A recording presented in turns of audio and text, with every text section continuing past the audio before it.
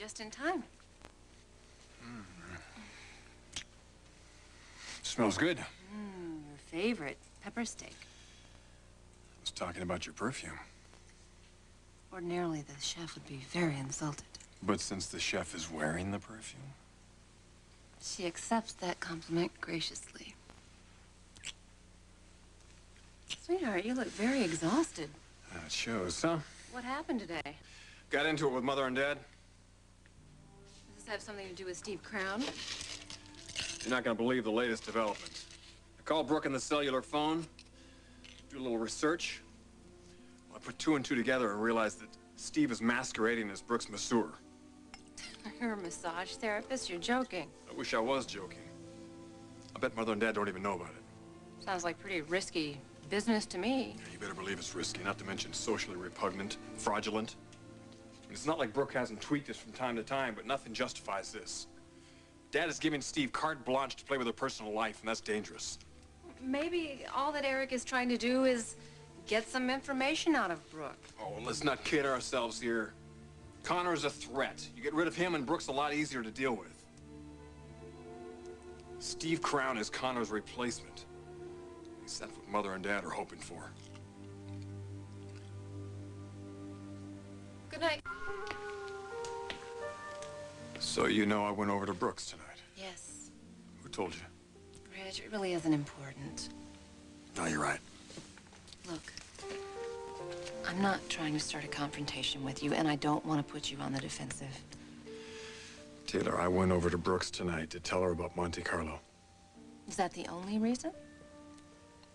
No. Dad told me that Steve Crown was going over to Brooke's, presumably to give her a massage. As it turns out, his information was wrong. What were you planning to do if he had been there? Oh, I don't know. Break his fingers, maybe? Bridge, that is tantamount to telling Brooke everything. What are you thinking? I don't know. I can see why Dad wants to ship me off to Europe. I'm thinking with my gut these days rather than my head. But I just can't help it. So much going on that I just don't approve of. I know how you feel. There's a lot going on that I don't approve of either. Only it's with you and me. You deserve better than this. I don't pity myself, and I don't want you to pity me either. No, I'm not pitying you. I'm just trying to take responsibility. I know. Taylor, I don't blame you for having your doubts. I've been scattered and confused. I'm preoccupied at work. But please, please don't overreact to this. None of this means I'm not ready to start a family. What does it mean? It means that things have to get better. And they will get better, believe me. How can you say that? Because it's what we want. It's what I want. I want that with all of my heart. I just want you to search your heart. You need to ask yourself if this is what you really want. Do you honestly want things to get better for us?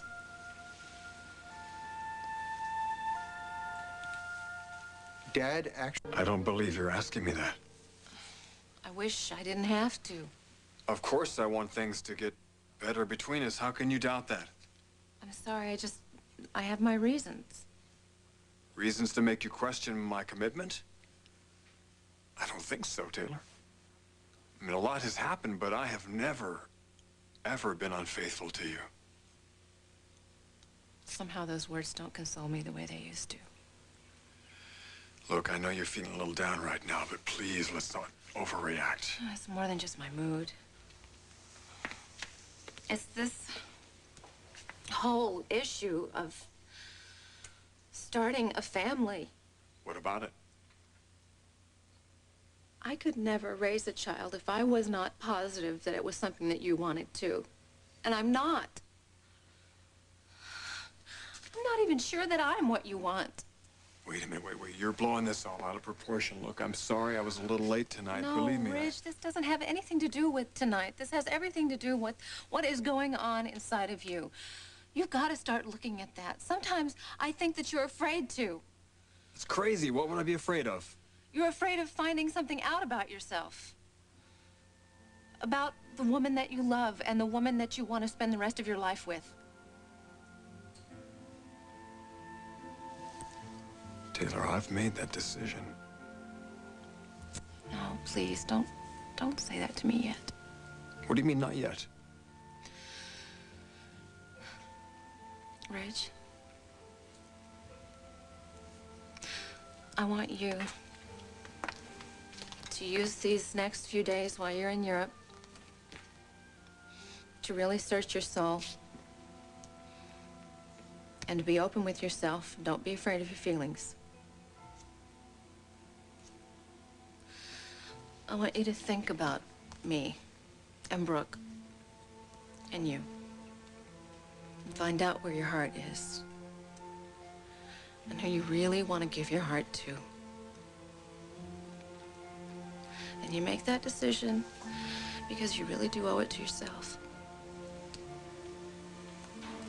Taylor, I don't need to do that. Then do it for me, Rich. Please, just do it for me. I need to know that before I have a baby. I need to know that you're going to be there for me always. And you know, I wish I could say that I know that, but I can't. And if you were to be honest, you couldn't say it either.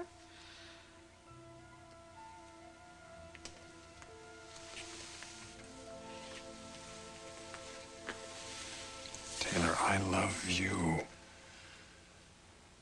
I do love you. Yeah. But sometimes love just isn't quite enough. You need commitment. But more than that, you need to know about yourself. And all of your hopes and all of your dreams. I want you to get in touch with your dreams. And then make a decision. And when you come back, we'll talk about it. And whatever your decision is, Ridge, whatever it is, I will accept it. I promise.